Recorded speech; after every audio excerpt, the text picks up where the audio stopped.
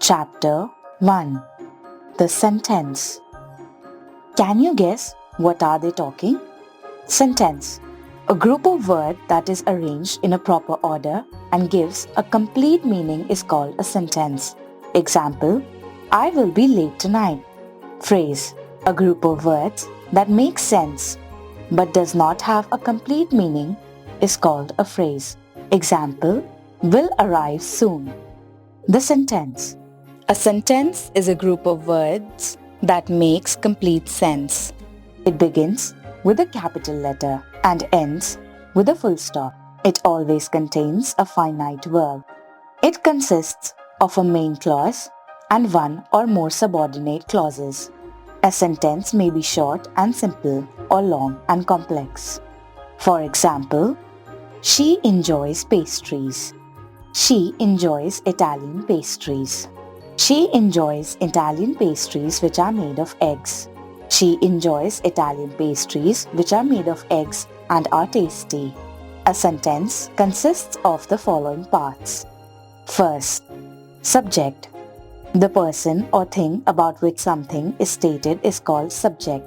Predicate. It is the portion of a sentence that provides context or tells something about the subject. Her brother works in Delhi. The train arrived late. This is my house. The young lady was walking. In the above sentences, the colored words are the subjects while the other words are the predicates. Third, verbs. Any portion of speech that describes an event or action is called a verb. For example, Sanjana works as a teacher. I know the solution to this problem. Fourth, object.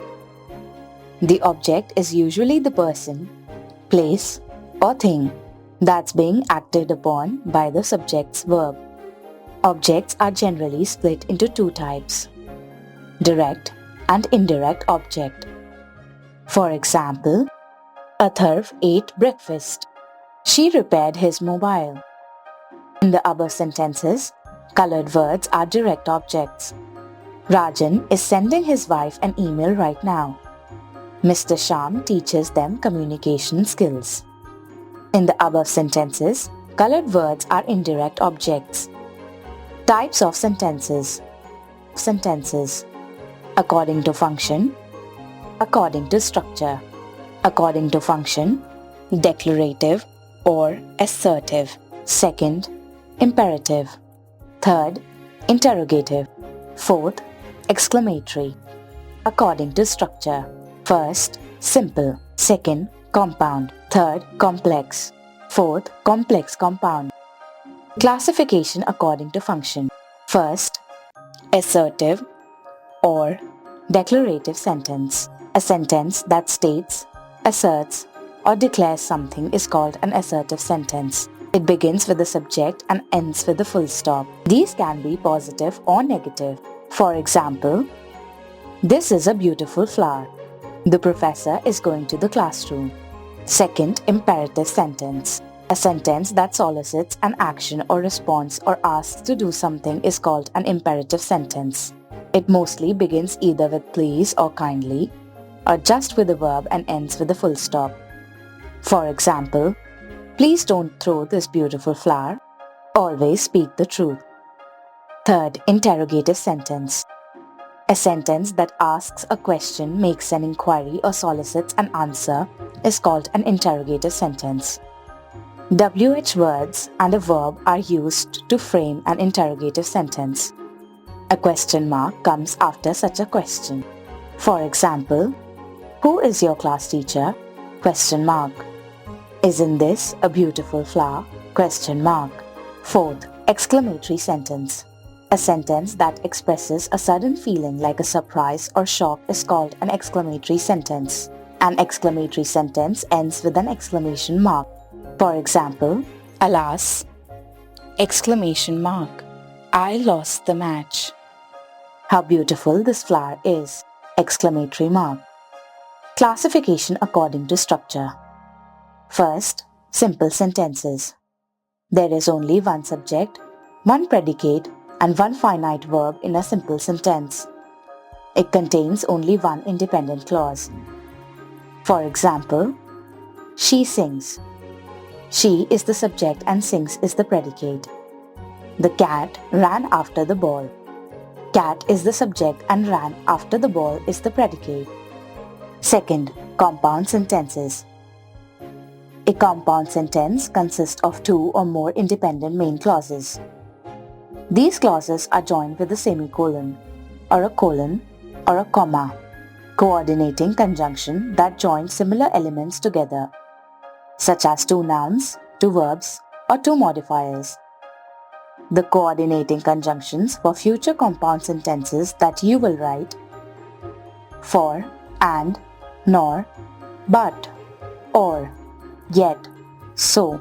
The acronym FANBOYS makes these simple to remember. For example, it rained heavily throughout the day. Consequently, the city was flooded. Aarti and Karina arrived at the party early, but Sudhir got late. Third, complex sentences. A complex sentence consists of one main clause and one or more subordinate dependent clauses. The subordinating conjunction establishes a connection between the clauses and denotes time, place, manner, reason, conditions, or concession. For example, when the thieves saw the police, they ran away because they were terrified. She returned the phone after she noticed it was damaged. Fourth, complex compound sentences.